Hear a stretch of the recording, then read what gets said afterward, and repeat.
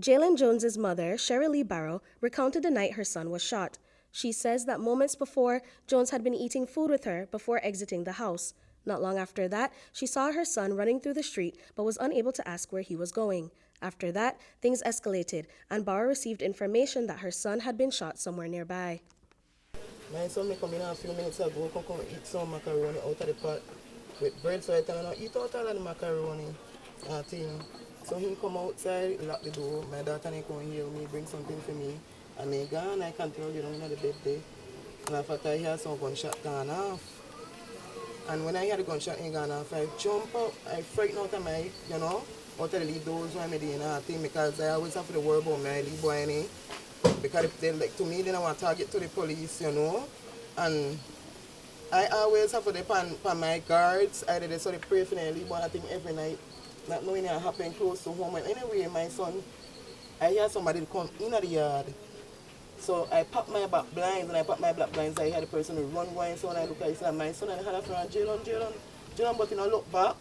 I think I have on the same clothes where you may have on for a whole day, because they tell me if you wash, got no clean clothes and white shirt and black pants that thing you had on, right? Continue run, but I don't take it like that, so I gone inside and I tell to the baby, and I carry down the baby sitting for my niece and thing. And I thought, when I look now, one of his friend called, and I thought I say, Corey, see Jalen, because just somebody had a fly, they run through the yard here. I think I stop. That's why they tell Corey, and I thought Corey said, Michelle, I just left Jalen, and Jalen gone up the street there, so say he come back right now, he going for something, right? I think I tell him, but just left her out there, I eat some macaroni and thing, and I thought he said, Michelle, really, I don't know, he gone, and he gone, and I thought only well after Corey come back. Corey come holler for me and say, Michelle, really, that Jalen man shot, and Jalen look like collapse over there, the yard over there, so police, they run on, they don't want to move on, thing. Michelle really come move and make them move your son. That way he tell me, right? Barrow said that she arrived at the scene as quickly as possible and found her son bleeding from a gunshot wound. Jones was taken into police custody shortly after. And I put on my clothes, I jump and I gone through there. And I run through there, so now the whole neighborhood, they rail up because they have in the yard, this one whole amount of police circle around and they don't want to move on, right? And so I had to fight through there, the referee through there, like the bustle through there, hustle and bustle between me and my daughter, the fight through there to get to one thing, and I thought I had a friend, so he hear me, and I thought he said, Ma, they shot me, Ma, I thought I said, please help me, son, please go to the hospital, officer, I'm crying right now, that way he said, right, yeah, crying right now, that way he said. And I thought I said, please help me, and he stand up there to watch me, so I end up to get away from there, and I pop around there, and I thought I gone, and I hold my son in my hand, and I asked my son, now who hurt him? My son said, Ma, he said, when that happened, Ma, I don't know what happened, he said, everybody started to run, he said, he said, I get shot, I don't know who shot me, that way he didn't tell me, you don't know who shot her, right? So when that don't happen, now the police ain't come fight her for me, and they pick up and put her in the shop back. Barrow explained that she, her daughter, and son-in-law followed the police to the station. She claims that upon arrival, she was met with opposition from the police. She said that they pleaded for officers to take her son to the hospital for medical attention. Commissioner of Police Chester Williams, however, said that that would go against protocol. As you know, there is a standing protocol that we do not transport injured persons to the hospital. The police only transport the dead. Injured persons are to be transported by the ambulance, and so the police officers had took the young man to the Mahogany station, awaiting the ambulance to arrive so that the ambulance could have transported him to the hospital.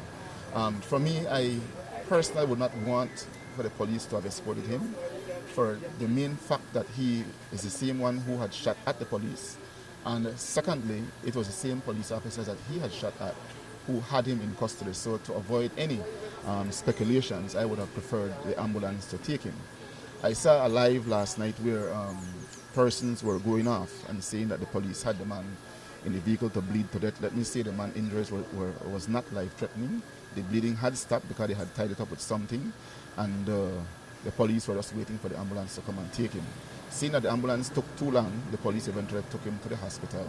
But again, persons were flustered because they were not allowed to go near the police vehicle, and that could be for the simple fact that when you have a person who is accused of killing another in the same area, you won't want to have anybody approach the vehicle that he would be in, because what if it would have been associated with the person that he had killed, who would have wanted then to come and just kill him in the police vehicle. So police had to make sure that the accused was safe while in their care at that particular moment.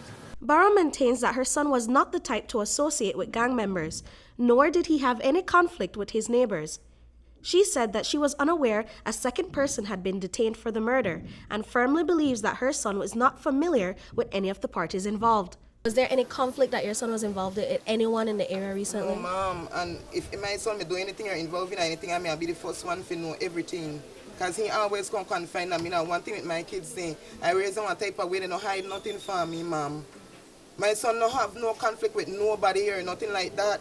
Brother-in-law of the victim, Joseph Camp, stated that the family is prepared to take legal action against the department if necessary. He claims that the department is discriminating against his family members and alleges that both he and his mother-in-law were assaulted and pepper sprayed the night of the incident.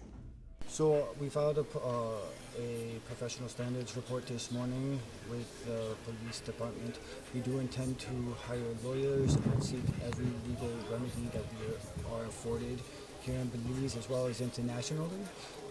I do have my legal team in the United States aware of this, the U.S. Embassy as well, and I intend to seek every legal recourse for myself, my in-laws, and my brother-in-law. Reviewing what I spoke with the detectives this morning, they do not have any physical evidence connecting my brother-in-law to the shooting of the Coast Guard officer. What they have is speculation, and they have a profiling of my brother-in-law, which I believe is very disturbing and very disgusting. Britney Gordon for News 5.